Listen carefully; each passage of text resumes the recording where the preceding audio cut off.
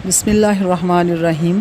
Weavers, मैं आपके सामने कुछ सबक आमोज़ वाक़यात पेश करने जा रही हूँ। उम्मीद है आपको पसंद आएंगे। पंछी जिसने अपना घोंसला एक बड़े दरख्त पर बना रखा था, इत्तफ़ाक़न इस दरख्त को आग लग गई। दरख्त जलने लगा, मगर वो पंछी आग के इन शोलों में ही बैठा रहा और उड़ने का नाम तक ना लिया। एक शायर ने ये मंज़र देखा तो पंछी को मुखातिब करके बोला, आग लगी है इस भरकश को, जब जलने लग गए पात, तुम क्यों जलो ए पंछियों, जब पंख तुम्हारे साथ। यानी है चिड़िया, जब तुम्हारे पास पर मौजूद हैं तो इस आग से उड़ क्यों नहीं जाती।